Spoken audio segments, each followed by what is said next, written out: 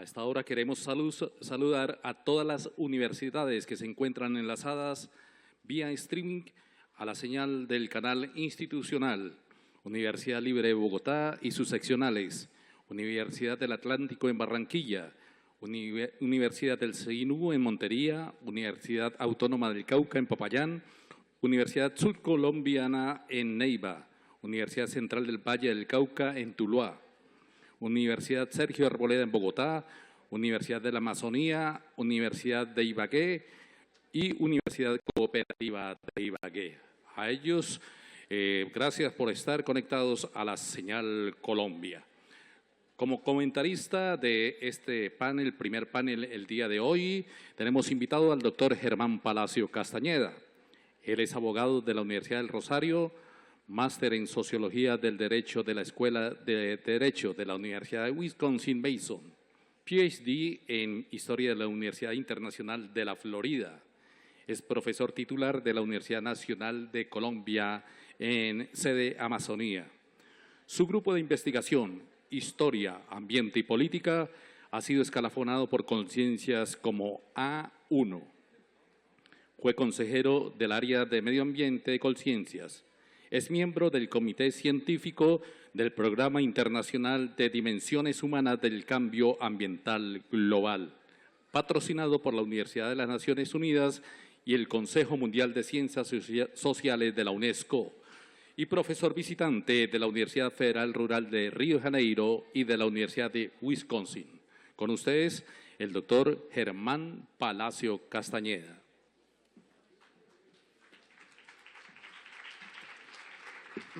Gracias. Yo no sabía si podía alcanzar a leer ahí. Sí, ¿no? ¿Se alcanzó a leer? Sí. Las diapositivas. Allá. Bueno, gracias. Mientras preparan las diapositivas, voy avanzando en las palabras protocolarias. En primer lugar, naturalmente, agradecer a la Corte Constitucional por la invitación a participar en este importantísimo evento, pero sobre todo por darme la oportunidad de escuchar las presentaciones de los demás colegas y también de muchas personas con las cuales he podido conversar en los ratos a la hora del almuerzo, a la hora del descanso, en el café, lo que me ha permitido a mí personalmente enriquecerme. En segundo lugar, en el programa dice que soy investigador del Instituto Sinchi. Quiero corregir esta información que por error se coló seguramente. Solamente soy miembro del comité editorial de la revista Colombia Amazónica del Instituto Sinchi, pero yo trabajo como profesor titular de la Universidad Nacional de Colombia en su sede Amazonia. De paso, quiero invitar a todos los presentes a que nos visiten en su universidad, la Universidad de todos los colombianos, en la sede Amazonia.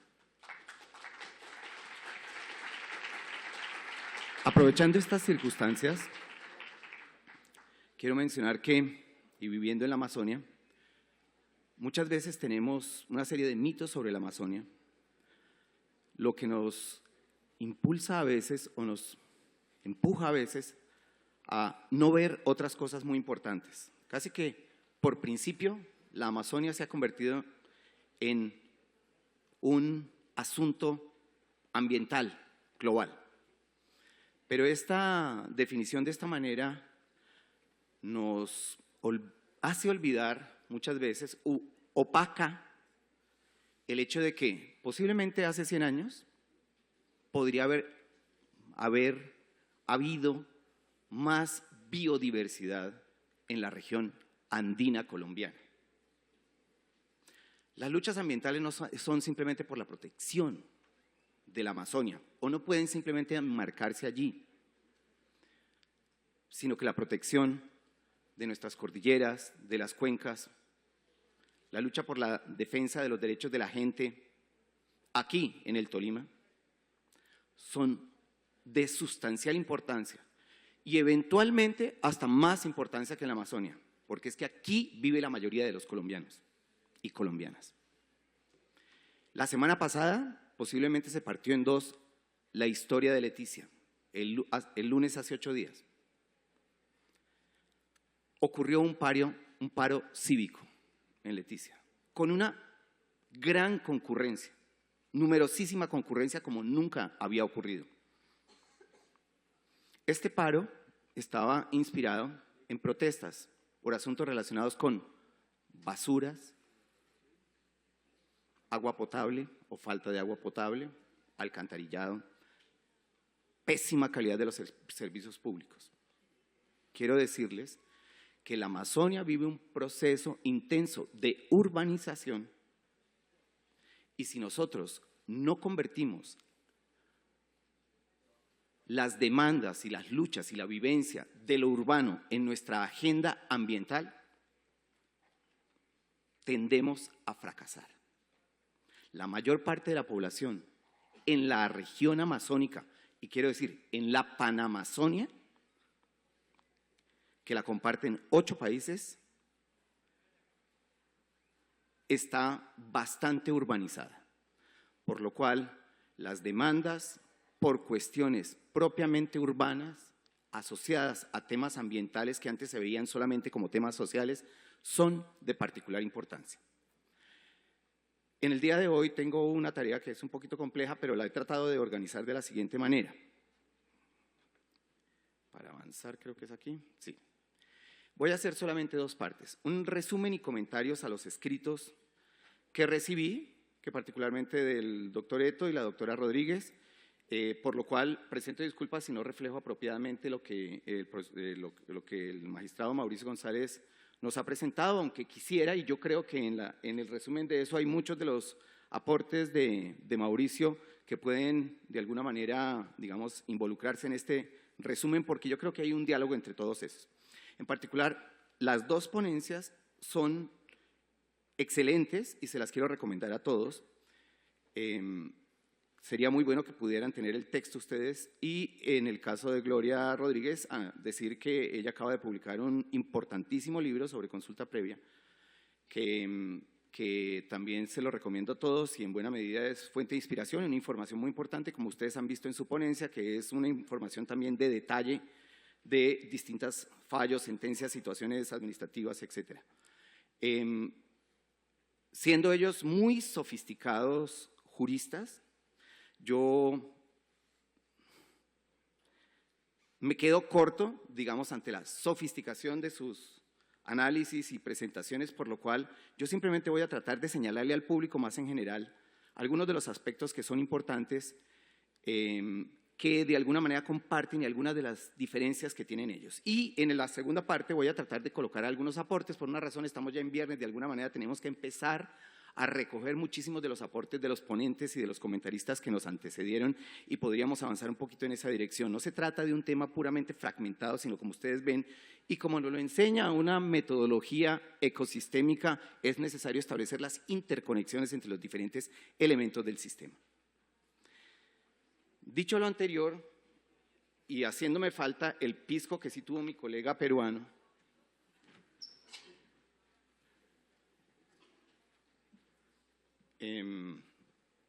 quisiera empezar con lo siguiente, espero que sea lo más sencillo. Gracias. A ver, digamos que los escritos que pude leer presentan ese fascinante debate jurídico sobre derechos de participación de pueblos indígenas y tribales, como dice en la Convención, y su relación con el medio ambiente. Tratan de responder a preguntas y problemas jurídicos derivados de la consulta previa, como una normatividad que tiene su origen en el derecho internacional, particularmente en la OIT, y quiero que pongan atención que es la OIT, y sobre su incorporación a los sistemas jurídicos nacionales y algunas de sus, digamos, implicaciones prácticas. Concuerdan en general más o menos en los siguientes puntos que les voy a decir.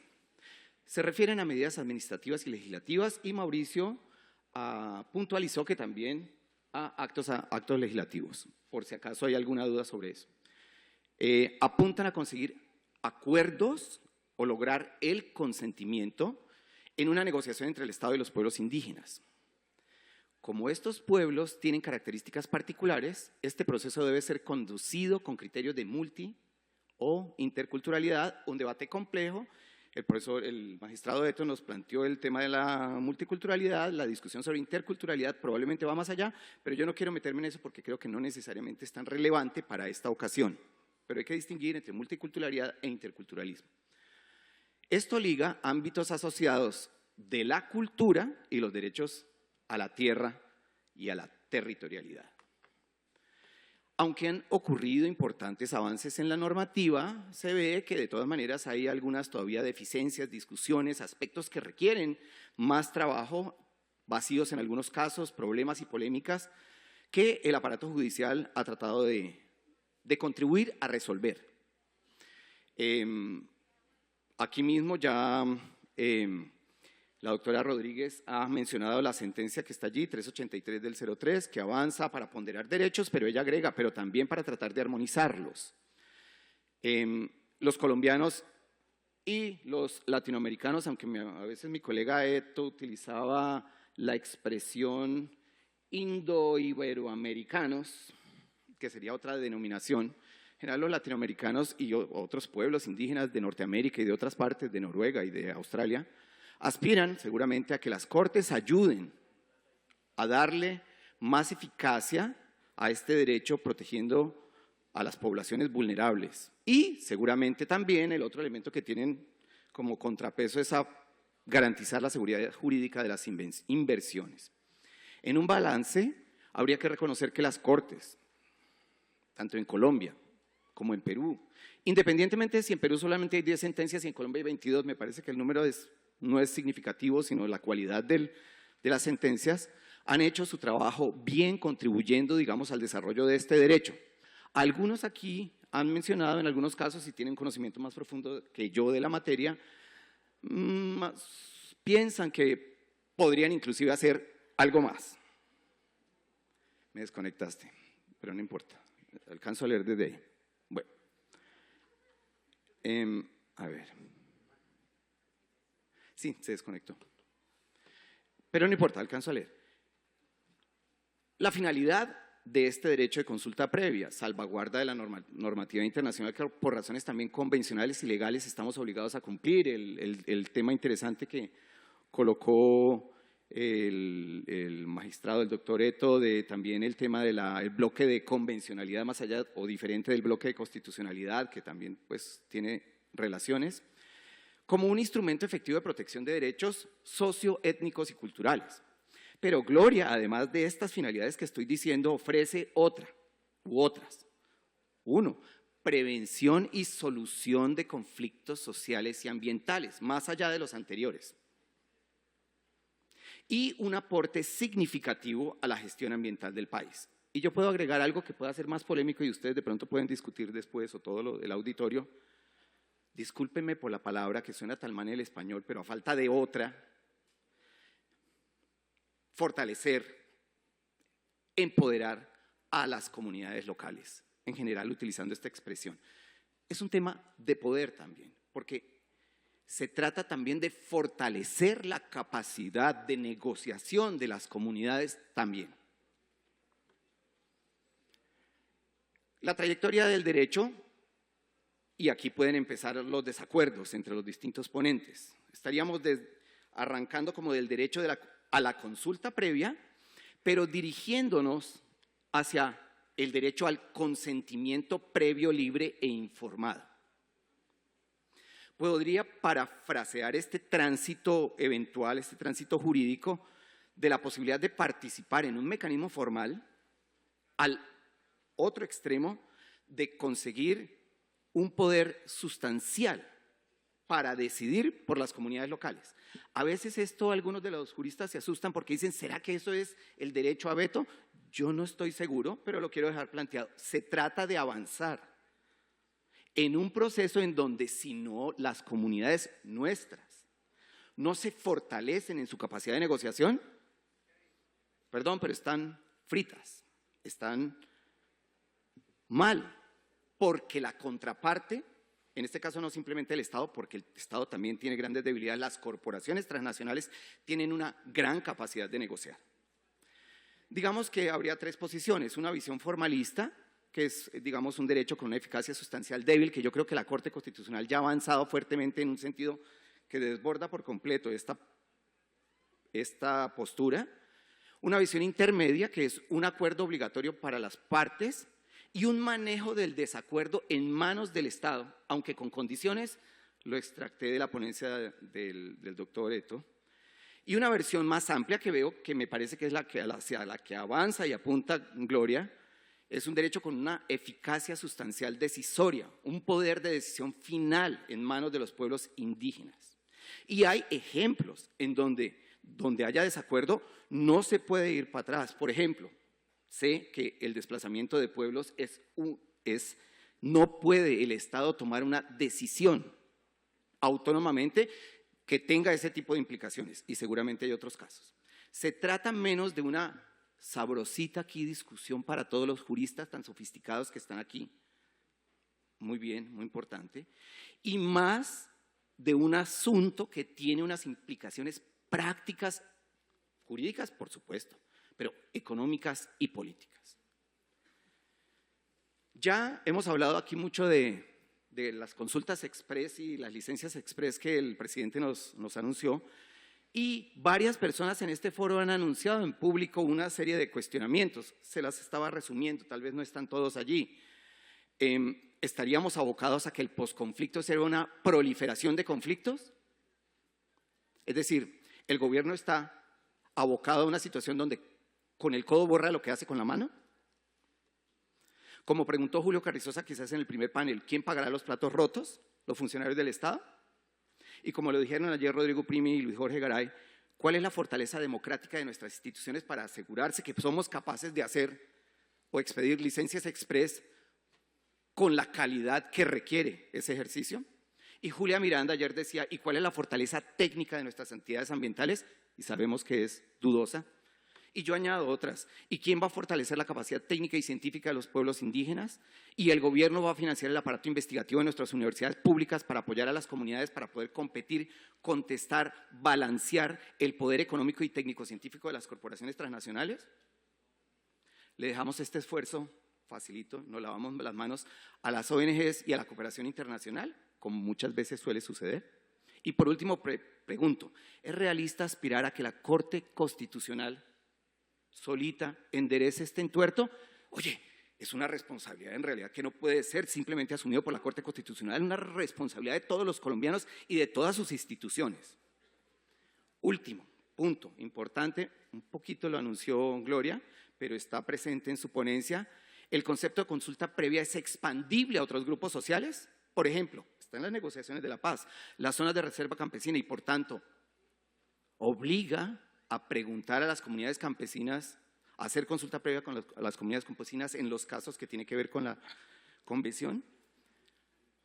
Y una más complicada que también le empieza a tratar Gloria y avanza unos elementos interesantes, pero muy compleja, ¿y qué pasa con los pueblos en aislamiento voluntario?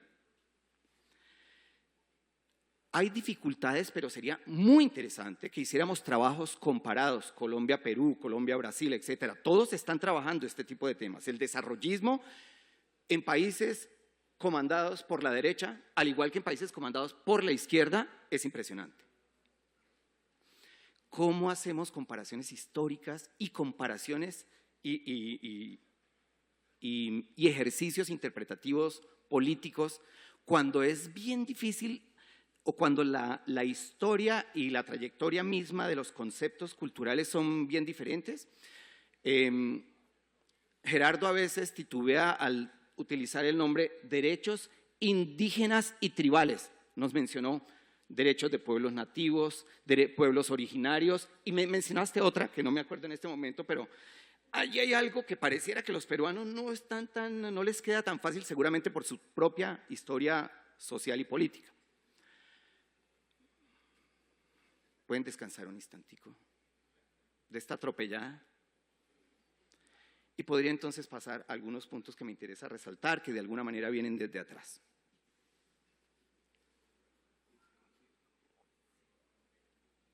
Aguardiente taparroja.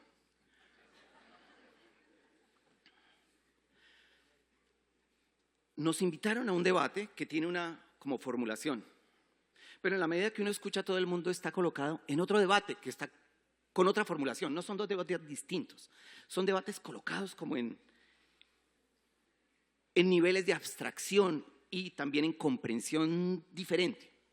En apariencia nos convocaron a conversar sobre participación, derechos de los pueblos indígenas y medio ambiente, pero al mismo tiempo estamos discutiendo sobre esto. Piensen nomás, trasládense un poquito a la discusión de ayer por la tarde. Expansión del capitalismo en su versión, en este caso, industrias extractivas, mineras o petroleras, derecho y poder social. Como les decía, el tema de la consulta previa es también el fortalecimiento de las capacidades de negociación de nuestros propios pueblos indígenas y sobre el cambio ambiental global. No me equivoqué, es global. Porque estamos hablando de consulta previa en territorios específicos, pero sabemos que esos casos de consulta previa en territorios específicos en realidad remiten a un proceso de transformación global impresionante. Y si no están en juego las dos dimensiones, perdemos buena parte de nuestra capacidad analítica. Entonces avancemos más allá o más al fondo de la disquisición jurídica. Primero que me llama la atención es que la normatividad no provenga de la consulta previa, no provenga de un tipo de organismo internacional, por ejemplo, dedicado a medio ambiente o dedicado a derechos humanos, sino es de un organismo de las Naciones Unidas, todos estamos de acuerdo, pero está dedicado al trabajo. Qué raro, aunque la gente lo menciona, pasa por encima de ese detalle. ¿De qué estamos realmente hablando? ¿Del mundo del trabajo? Hipótesis para alguno de los estudiantes que esté por acá, que me quiera acompañar en Leticia cuando quiera, para un trabajo de posgrado. Aunque los expertos de derecho laboral internacional y los defensores de derechos indígenas puedan ofrecernos detalles interesantes sobre este curioso origen, ofrezco una hipótesis. ¿Existió o no en la OIT, en 1989, una comprensión sobre la dinámica del capitalismo y su nueva naturaleza de capitalismo global como lo vemos desarrollarse hoy en día? Se trata de una versión que desborda nuestra comprensión hasta ese momento de lo que era el capitalismo, la versión más convencional o más tradicional, y lograron vislumbrar que el nuevo capitalismo, el que hoy estamos viviendo, incorpora nuevo tipo de relaciones de trabajo, pero no de aquellas que nosotros estamos acostumbrados a ver en el Código del Trabajo.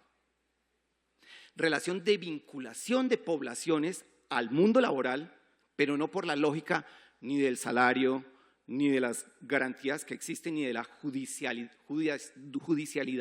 laboral. ¿Percibieron acaso que los nuevos países independientes, no tan nuevos, desde el siglo XIX, principio del siglo XIX, y los países descolonizados desde la Segunda Guerra Mundial, la situación de los pueblos indígenas desafortunadamente seguía siendo la misma situación colonial del pasado? Y entonces apuntaron a decir, oiga, es importante que ustedes se hayan independizado, pero es importante que ustedes dejen de tratar colonialmente a sus propias poblaciones indígenas o poblaciones locales de frontera. El desafío de fondo de la justicia constitucional, más allá del nombre de la consulta previa, es una regulación innovadora que podría facilitar, limitar, disminuir el costo social o evitar la expansión de un capitalismo salvaje, como el capitalismo extractivista de enclave, de que nos habló ayer Luis Jorge Garay, sobre nuevas fronteras, no estoy hablando de las fronteras simplemente internacionales, sobre nuevas fronteras de expansión del capitalismo, articulando sujetos colectivos en trance entonces de incorporarse a ese capitalismo global por la necesidad y el interés de las inversiones de las corporaciones transnacionales. ¿Cómo incorporarlos al capitalismo sin convertirlos en trabajadores asalariados? Antes de avanzar un poquitico más, quiero hacer una distinción muy importante entre cambio climático y cambio ambiental. Nosotros nos hemos obsesionado con las famosas licencias express que nos anunció el presidente Juan Manuel Santos, pero él deslizó una idea, digamos, curiosa, como de Pilatos, sobre cambio climático. Nosotros nos preocupamos en el año 2010 por las inundaciones en las ciénagas, en la costa caribe, Inundaciones que provenían todos de temas relacionados con el fenómeno del Niño. Aquí nos expuso muy bien la magistrada Sáchica las significaciones, y muy claramente, la significación específica del cambio climático y la distinción entre cambio climático y variabilidad climática. El fenómeno del Niño es un fenómeno de variabilidad climática. El fenómeno de cambio climático es antropogénico. Aquí ella no lo mencionó, ¿verdad? Pero al colocarse el cambio climático, apoderarse de los titulares, opacó los cambios ambientales fundamentales que están ocurriendo, por ejemplo, en nuestro país. Entonces,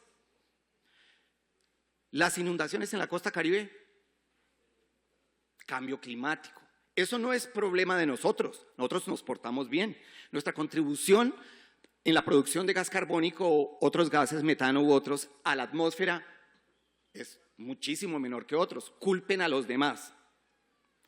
Los chigüiros que se mueren en la Orinoquia durante este año, ese es otro asunto de cambio climático. Perdón. Un momentito, más despacio. Pensemos en cambio ambiental, que también puede ser global. Y el cambio ambiental es que si hay grandes talas y si hay ocupación de cauces de ríos por intereses de la expansión del desarrollo, se llama cambio ambiental. Si las petroleras están de alguna manera monopolizando el agua en el Casanare, pues no podemos defendernos muy bien de lo que ocurre o de los eventos relativamente extremos, insospechados, a los que nos vemos enfrentados día a día, incluido en Bogotá, ¿verdad? Cambio ambiental global subsume cambio climático, pero el cambio climático es una discusión compleja, bastante compleja entre los científicos y sus implicaciones específicas pueden ser, digamos, reformuladas o vistas o manipuladas a nivel político. Nosotros no tenemos la culpa que se inunde el Caribe. Nosotros no tenemos la culpa de que entonces se inunde la cuenca del río Tunjuelito. Nosotros no tenemos la culpa, nadie tiene la culpa, si no son los países más desarrollados. Perdón, más despacio. Creo que la defensa de la tierra, y eso me lleva al nombre de esta reunión, no puede opacar la defensa de la tierra. La primera con mayúscula, que en inglés se dice earth, y la segunda con minúscula, que en inglés se dice land. Localización y cambio ambiental es lo que quiero prácticamente terminar. Yo les voy a proponer lo siguiente. Creo que existen en la actualidad dos fuerzas globales que están disputando, por ejemplo, la Amazonia, pero el debate entre desarrollo y medio ambiente. Una fuerza la llamo los neoconservacionistas y la otra fuerza la llamo los neodesarrollistas. Los neoconservacionistas son potentes en Colombia, especialmente, menos en Brasil, menos en Perú posiblemente. Pero los neoconservacionistas son neos porque no simplemente pretenden conservar o proteger la tierra, sino porque después de una grave reflexión de largos años, han admitido que en sus propuestas, por ejemplo, de parques nacionales, la gente también exista, porque la formulación original es parques sin gente. Han sido obligados a reformular y ahora tienen que admitir la gente inclusive en los parques. ¿Cuál gente? La gente que vivía ahí desde antes, los mismos pueblos indígenas, campesinos, etc. Y neodesarrollistas, porque me da la impresión que los nuevos desarrollistas comprenden un poco mejor que no lo pueden hacer como en el pasado las corporaciones transnacionales. Saben que algo le tienen que dejar a las comunidades, saben que es muy problemático no dejarles nada, saben que cuando se van a ir van a dejar eso en tierra arrasada, pero démosle una escuelita, démosle un alcantarillado, es que eso no es nada para ellos. Los neodesarrollistas tratan de pensar en algunos mecanismos compensatorios para lograr que sus proyectos puedan avanzar. Se trata de localización porque ambos deben apelar a poblaciones locales y porque se fijan en sus territorios. Un punto para terminar, porque creo que ya se acabó el tiempo. Es muy importante pensar en el derecho al medio ambiente sano, pero que hay que formular conceptualmente mucho mejor. El derecho al medio ambiente sano es un derecho realmente humano. Es una redefinición humana en donde incorpora elementos de la salud, fundamentalmente humana. Puede ser también de la salud de los animales, podría ser. Uno podría decir un sentido más amplio, de la salud de los planetas, pero en realidad está muy fundado en la ideología de derechos humanos. Por eso no lucha ni pelea, sino parece como una ampliación de los derechos humanos. La pregunta conceptualmente grave es si los no humanos, por ejemplo, la tierra, la con mayúscula. O por ejemplo, los ríos. O por ejemplo, los páramos. Tienen también derechos. Y eso sí es un revolcón violento a nuestra construcción cultural del derecho occidental contemporáneo, moderno que llaman. Porque estaba construido sobre una pareja binaria que es el sujeto, que somos las personas naturales o jurídicas, y el objeto, que es el mundo exterior a nosotros, cuando en realidad sabemos que el mundo exterior a nosotros está dentro de nosotros. Está dentro de nosotros todos los días, no necesariamente por las concepciones muy importantes que tengan las comunidades indígenas, porque nosotros nos ponemos el mundo en nuestra boca y todos los días comemos. Este encuentro constitucional ya debería llamarse por la tierra, por la distribución de la tierra y por el territorio. En el primer caso es el planeta Tierra durante el Antropoceno, en esta época de cambio climático. Historia del derecho, necesitamos hacer más historia del derecho. ¿Cómo se ha trabajado el derecho ambiental o los acontecimientos ambientales? No son de 1960, perdón. Es que he estado estudiando mucho sobre historia ambiental. Eso tiene una historia larga, larguísima, larguísima. Y luchas y reivindicaciones en épocas anteriores también sobre temas que hoy llamamos ambiental convencionalmente. Y para los abogados les quiero llamar la atención. Miren a Montesquieu. Ese tenía una teoría que a los abogados les gusta mucho de la separación de poderes y todo eso, pero Montesquieu formulaba, y Bolívar se lo leyó, una teoría particular sobre el clima. Estos pueblos en realidad es difícil que construyan estados racionales y modernos, porque están determinados por ese clima espantoso que se llama el clima tropical y que era la figura más común en el siglo XIX y buena parte del siglo XX. Nemogá en alguno de sus planteamientos cuestionó algo sobre biodiversidad y yo quisiera decir lo siguiente: biodiversidad es el nombre actual que le damos a la naturaleza tropical. Muchísimas gracias.